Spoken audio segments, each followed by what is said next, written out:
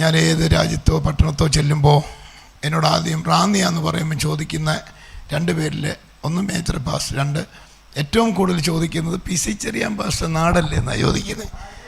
നിങ്ങൾക്ക് നിങ്ങളുടെ ദേവദാസൻ്റെ പ്രത്യേകത അറിയാവും, ഞങ്ങൾക്കറിയാം. എന്താണെന്നറിയാം, പുകഴ്ത്തി പറയല്ല, ഇവിടെ 2 ജനറേഷനായിട്ടാണ് പെന്തക്കോസ്ത് കൂട്ടായ്മകൾ നടക്കുന്നത്. കുറച്ച് പേരെ ഓൾഡ് ജനറേഷൻ എന്നും പറഞ്ഞ് പാരമ്പര്യ ചർച്ചകളെന്നും പറഞ്ഞ് മാറ്റിയിട്ടുണ്ട്. കുറച്ച് പേര് ന്യൂ ജനറേഷൻ.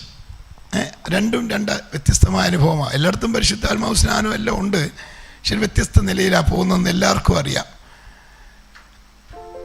ഈ പഴയ നോമിനേഷനുകളിൽ പ്രസംഗിക്കുന്ന കർത്തുദാസന്മാരെ മിക്കവരും പുതിയ ജനറേഷൻ ചർച്ചകളിൽ ശുശ്രൂഷിക്കാറില്ല. ഞാൻ മിനിഞ്ഞാന്ന് IPCയുടെ ചർച്ചിൽ, ഇന്നലെ ടിനു ജോർജിൻ്റെ ചർച്ചിലോ, ഇന്നലെ 4 മണി 4:45 പ്രസംഗം തീരുമ്പോൾ പകലത്തെ തൊണ്ടയെല്ലാം പോയിരിക്കുന്നത് കൊണ്ടാണ്. വളരെ ചുരുക്കം പേര് മാത്രമേ ഉള്ളൂ 2 ബാലൻസ് ചെയ്ത് പോകുന്നത്. ന്യൂ ജനറേഷൻ ചർച്ചുകളിലും വിളിക്കുകയും പഴയ പാരമ്പര്യ സഭകളിൽ വിളിക്കുകയും രണ്ടിടത്തും ഒരുപോലെ ശക്തമായി സ്തോത്രം ഉപയോഗിക്കപ്പെടുന്നൊരു കർത്തൃദാസനാണ് PC ചെറിയാൻ പാസ്റ്റർ. നിങ്ങൾ തിരിച്ചറിഞ്ഞോ എന്നറിയത്തില്ല. എവിടെ ചെന്നാലും, ഏത് ന്യൂ ജനറേഷനിൽ പോയാലും പഴയ ചർച്ചകളിൽ പോയാലും 2 ഗ്രൂപ്പുകളെയും ആത്മാവിലേക്ക് നയിക്കാൻ, വചനം കൊണ്ടും പരിശുദ്ധാത്മാവ് കൊണ്ടും ഒക്കെ ശുശ്രൂഷിക്കാൻ കർത്താവിൻ്റെ ദാസന് പ്രത്യേകം കൃപ ദൈവം കൊടുത്തിട്ടുണ്ട്. ഹല്ലേലൂയ. ഞാൻ കർത്താവിൻ്റെ ദാസനെയും ഈ സഭയൊക്കെ ഓർത്ത് ഞാൻ ദൈവത്തെ മഹത്വപ്പെടുത്തുകയാണ്. ഞാനൊരു വാക്യം നിങ്ങളുടെ ശ്രദ്ധയിലേക്ക് കൊണ്ടുവന്ന്, എൻ്റെ ജീവിതത്തിന് ഏറ്റവും കൂടുതൽ, ഞാൻ ഇവിടെ ബിസിനസ് ചെയ്തുകൊണ്ടിരുന്ന ആളാണ്. ഇവിടുത്തെ ഈ ഹോൾസെയിൽ കടയിലെല്ലാം കാപ്പിപ്പൊടിയും തേയിലയും ഇതൊക്കെ ഇറക്കി കൊടുത്തുകൊണ്ടിരുന്ന, മീരാൻ്റെ കടയിൽ, ഉദയ ബേക്കറിലെല്ലാം ഇവിടെ എല്ലാം സെയിൽ ചെയ്തുകൊണ്ടിരുന്ന, വാൻ സെയിൽ ചെയ്തുകൊണ്ടിരുന്ന ഒരാളാണെന്ന് ചിലർക്കൊക്കെ അറിയാം. എന്നാൽ 2002 എൻ്റെ ജീവിതത്തിൽ ഭയങ്കര ഒരു സംഭവം നടന്നു. അതിന് ശേഷം പണിക്ക് പോയിട്ടില്ല, ജോലിക്ക് പോയിട്ടില്ല. പിന്നെ അങ്ങനെ ജീവിക്കുന്നു ചോദിച്ചാൽ ബൈബിൾ പറയുന്നു, ദൈവത്തിൻ്റെ രാജ്യത്തിൻ്റെ അകത്ത് പ്രവർത്തിക്കുന്നവർക്ക് അവരുടെ മെനു സ്വർഗമാണ് ഏറ്റെടുത്തിരിക്കുന്നത്. ഇത്രയും ഇറച്ചിക്കടയും കോഴിക്കടയും എല്ലാം ഉണ്ടായിട്ടും റാന്നിയിൽ എല്ലാ ദിവസവും രാവിലെ ഇറച്ചിയും രാവിലെയും വൈകിട്ടും അപ്പം ഇറച്ചിയും കഴിക്കുന്നവരൊന്ന് കൈവക്കോ. ഇത്രയും ഇറച്ചിക്കടകളുണ്ടായിട്ടും പൈസ ഉണ്ടായിട്ടും രാവിലെയും വൈകിട്ടും അപ്പം ഇറച്ചിയും കഴിക്കുന്ന ആരെങ്കിലും? ആരുമില്ല. പക്ഷെ ബൈബിളിൽ ഒരാളുണ്ട്, ഏലിയാവ്. അവിടെ ഇറച്ചിക്കടകളൊന്നും തുറന്നിട്ടൊന്നുമില്ല, തട്ടുകടകളുമില്ല. പുള്ളി ഒരു തോട്ടിലായിരിക്കുന്നത്. പക്ഷെ അദ്ദേഹത്തെ ഏൽപ്പിച്ച കാര്യം, അദ്ദേഹം കൊട്ടാരത്തിലാന്നേലും കയറി പറഞ്ഞേച്ച് തോട്ടിപ്പോയിരുന്നപ്പോൾ അദ്ദേഹം രാവിലെയും വൈകിട്ടും, ഇപ്പോൾ ഒരു ദിവസം ഈ എല്ലാ ദിവസവും ഇറച്ചി കഴിച്ചാൽ ഒരു ബുദ്ധിമുട്ടാണെന്ന് നമുക്ക് എല്ലാവർക്കും അറിയാം. അതുകൊണ്ടാണെന്നില്ല നിങ്ങൾ കൈപോക്കാഞ്ഞ്, ഇറച്ചിക്ക് രുചിയില്ലാഞ്ഞിട്ടല്ല, വല്ലാത്ത കുഴപ്പമുണ്ടാവും. അപ്പം അതുകൊണ്ട് എലിയാവ് ഒരിക്കൽ പറഞ്ഞെന്നിരിക്കട്ടെ കാക്കയോട്, നാളെ ഇറച്ചി വേണ്ട, വയറിനകത്ത് സുഖമില്ല, സിനിമാട്ട് കഴിച്ച് ഇച്ചിരി ഇഞ്ചിക്കറി എല്ലാം കൊണ്ടുവരണമെന്ന് പറഞ്ഞാൽ കാക്കയ്ക്കൊറ്റ കാര്യം പറയാൻ ഒക്കത്തുള്ളൂ, എനിക്ക് മെനു ചേഞ്ച് ചെയ്യാൻ ഒക്കത്തില്ല, മെനു മേളിലാണ്. എന്ത് തിന്നണം, എന്ത് കുടിക്കണം, എന്ത് ഉടുക്കണമെന്ന് സ്വർഗസ്ഥനായ പിതാവ് തീരുമാനിക്കും. ദൈവം നിങ്ങളുടെ മെനു ഏറ്റെടുത്താൽ ദൈവമക്കളെ, ലോകത്തിൽ ആരും ജീവിക്കുന്നതിനേക്കാൾ ശ്രേഷ്ഠമായ ഒരു ജീവിതം ഇവിടെ നയിക്കാൻ പറ്റും. ഞാനത് റാന്നി 24 വർഷമായിട്ട് ചെയ്തുകൊണ്ടിരിക്കുക. തെണ്ടി കുത്തുവാളയെടുത്ത് ഇവിടം വിട്ടുപോകാനായിട്ട് 2002 എന്നെ ഇവിടുത്തെ കടക്കാരെല്ലാം ഓടിച്ചുകൊണ്ട് നടന്നാണ് പൈസ കൊടുക്കാനായിട്ട്. ഈ ലൈവ് ഉള്ളതുകൊണ്ടാണ്, അല്ലേ പറയാൻ ഒക്കത്തില്ല. ഇവിടെ ശിവാത്തുവിൻ്റെ കടയിലൊക്കെ ഒന്നും മാത്രം പൈസ കൊടുക്കാൻ ഉണ്ടായിരുന്ന ആളായിരുന്നു, അറിയോ, കടം കയറി തകർന്ന്. പക്ഷേ ദൈവരാജ്യത്തിനകത്ത് പ്രവർത്തിക്കാൻ 2002 എനിക്ക് അവസരം കിട്ടി. അന്ന് മുതൽ ഇന്ന് വരെയും പ്രവർത്തിക്കുകയാണ്. മെനു ഒക്കെ ദൈവം അങ്ങ് മാറ്റി. എന്താ ഉടുക്കേണ്ടത്, എന്താ കഴിക്കേണ്ടത്, ഏത് വാഹനം ഉപയോഗിക്കേണ്ടത്, എങ്ങോട്ടാണ് പോകേണ്ടത്, എല്ലാം റാന്നിക്കാരല്ല തീരുമാനിക്കുന്നത്, ഞങ്ങളുടെ ചർച്ചുകാരും അല്ല തീരുമാനിക്കുന്നത്, മേളിൽ നിന്നാണ്. അതുകൊണ്ട് കാറ്റ് എങ്ങോട്ടാണ് പോകുന്നത്, എവിടുന്നാണ് വരുന്നതെന്നൊന്നും അറിയാത്ത പോലെ ഈ ജീവിതം. ഇപ്പം ഞാൻ നിങ്ങൾ ഈ പാസ്റ്ററും പാമ്പിനെ പിടിച്ച കാര്യമൊക്കെ പറഞ്ഞല്ലോ, അത് വലിയ സന്തോഷം തോന്നി എനിക്ക്.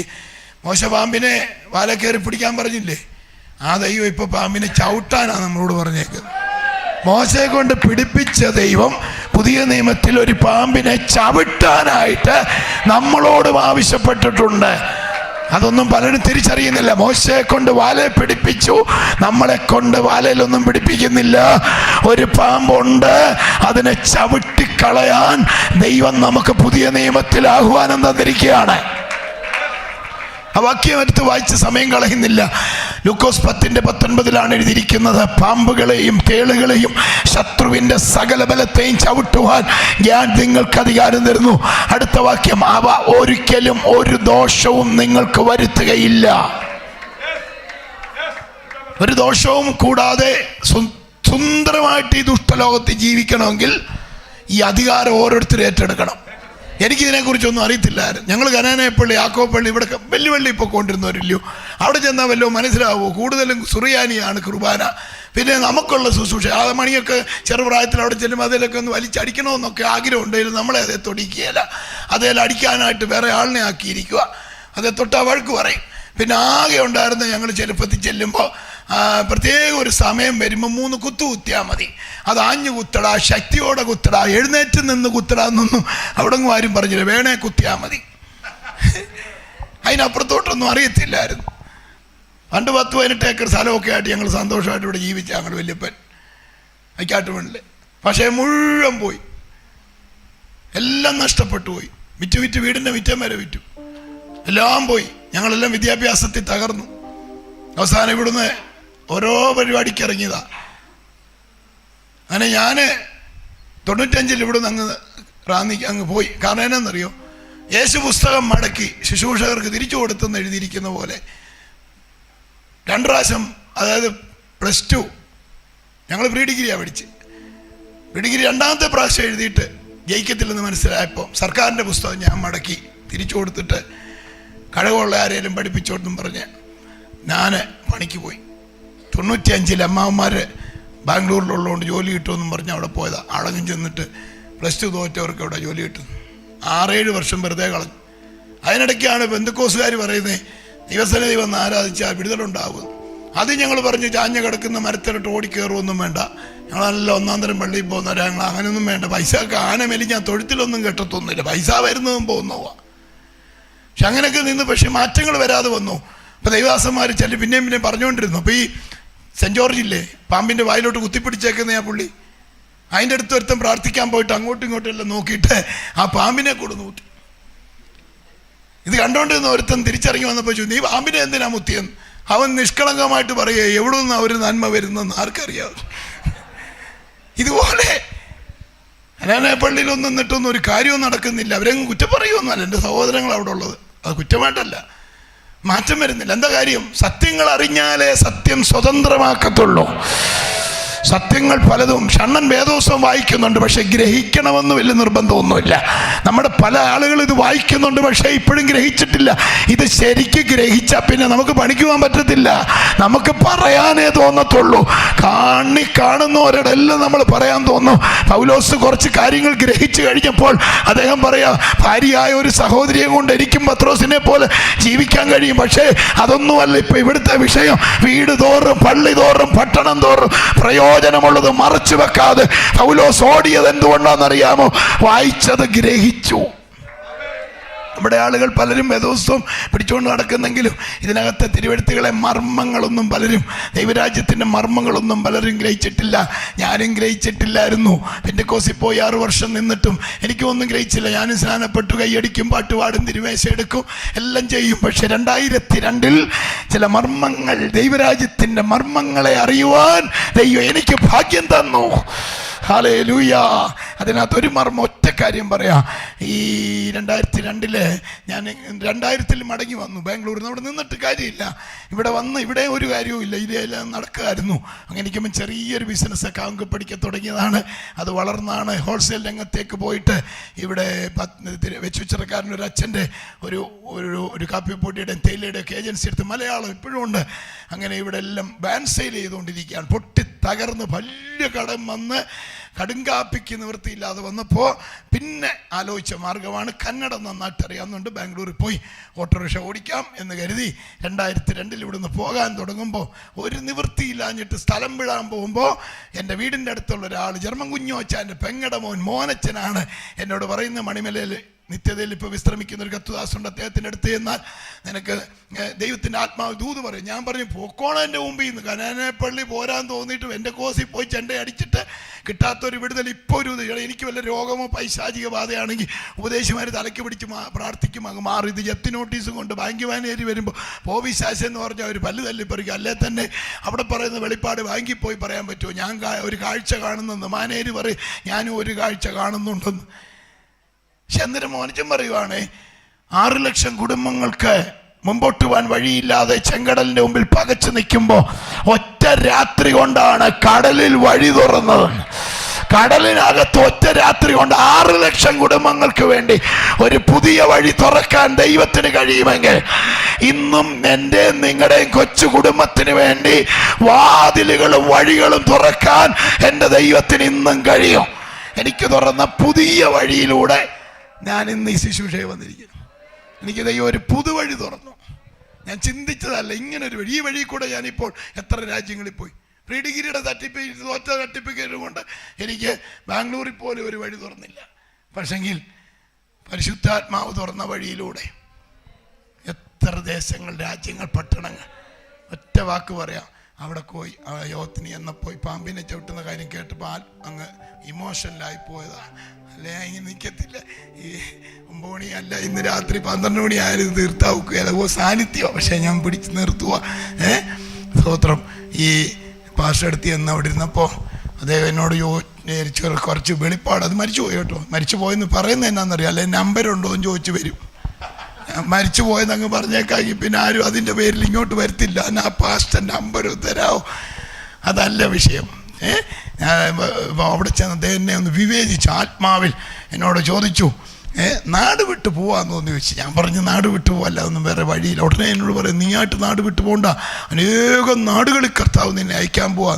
പെട്ടെന്ന് വിശ്വസിക്കാൻ പറ്റിയില്ല. പിന്നെ എൻ്റെ കാര്യങ്ങളെല്ലാം അദ്ദേഹം വെളിപ്പെടുത്തി.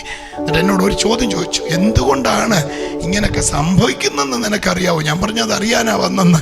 നേരെ അദ്ദേഹം പറയുന്നത് മനുഷ്യൻ ഭൂമിയിലെ ജീവിതം ആദ്യമായിട്ട് ആരംഭിക്കുമ്പോൾ ദൈവം അവനെ ഒരു തോട്ടം ഉണ്ടാക്കി കൊടുത്തു. അല്ലാതെ 100 രൂപ കൊടുത്തിട്ട് 1 കിലോ ഓറഞ്ച് മേടിച്ചോടാന്നും പറഞ്ഞ് 100 രൂപ മടക്കി കൊടുക്കുകയല്ല, ഒരു തോട്ടം തന്നെ കൊടുത്തില്ലയോ?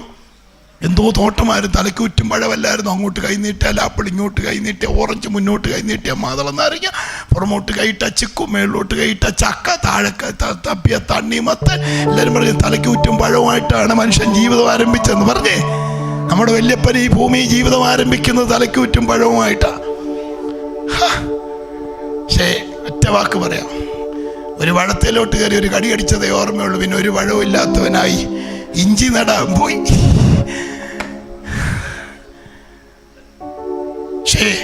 പാഷനോട് ചോദിച്ചു, അതാ മുതലാളി പെട്ടെന്ന് തൊഴിലാളിയായത് എങ്ങനെയാന്ന്.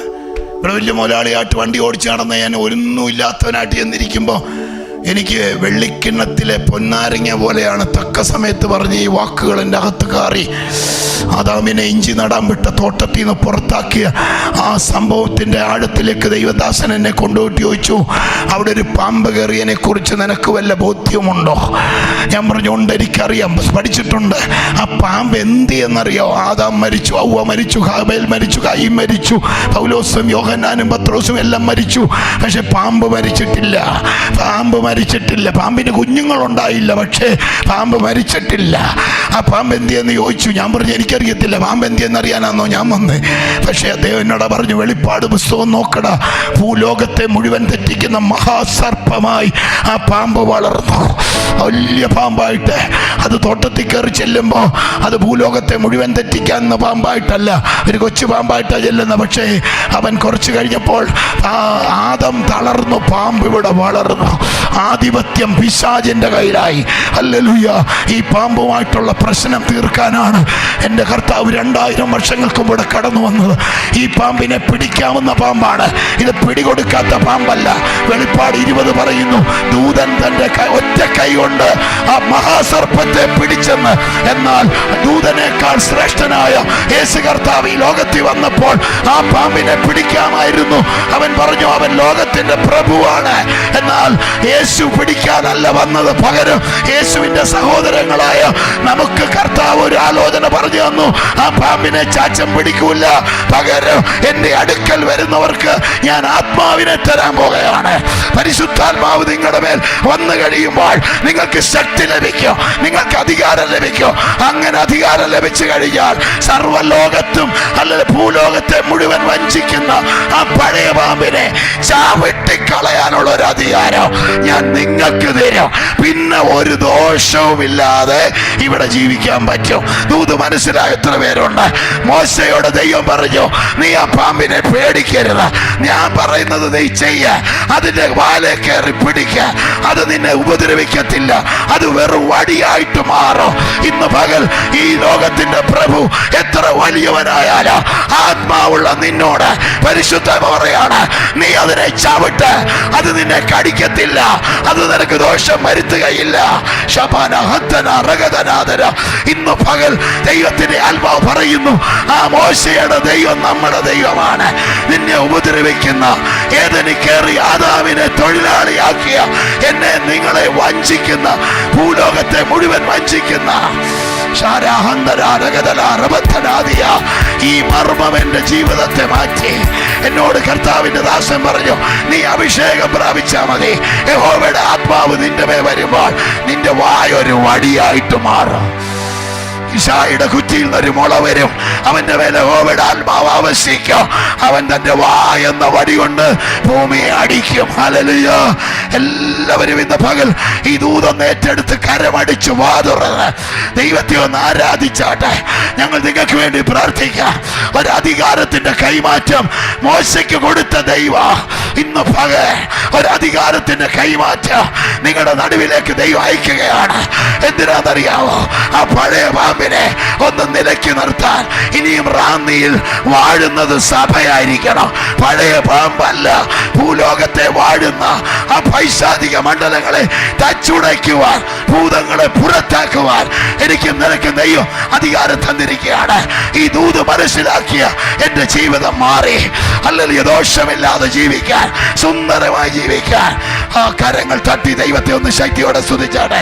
കാഴ്ചക്കാരായിരിക്കാതെ ആവശ്യമുള്ള ആരെങ്കിലും ഉണ്ട് ഇന്ന് പകലും പരിശുദ്ധാത്മാവിന് നിന്നെ ബലപ്പെടുത്താൻ കഴിയും.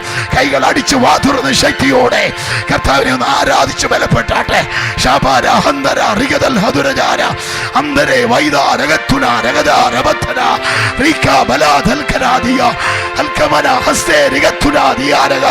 എവിടുന്നോ വന്ന് റാന്നി വന്ന് പറയല്ല, റാന്നിയിൽ തകർന്നു പോയ എന്റെ ജീവിതത്തെ റാന്നിയിൽ തന്നെ ഉയർത്താൻ പരിശുദ്ധാത്മാവിന് പദ്ധതി തോന്നി. എവിടെ നീ തകർന്നു പോയോ അവിടെ നിന്നെ ഉയർത്തുന്നവനാണ് ദൈവം. എവിടെ നീ പരാജയപ്പെട്ടോ അവിടെ നിന്റെ തല ഉയർത്തുന്നവനാണ് ദൈവം. വിശ്വസിക്കുന്ന ദൈവത്തിന്റെ പൈതലേ, നീ ഏത് ദേശത്ത് തളർന്നു പോയോ അവിടെ നിന്റെ തല ഉയർത്തുന്ന ദൈവമാണ്. കൈകൾ അടിച്ച അന്യഭാഷയിൽ ശക്തിയോടെ ദൈവത്തെ സ്തുതിച്ചാരാധിച്ചാട്ടെ.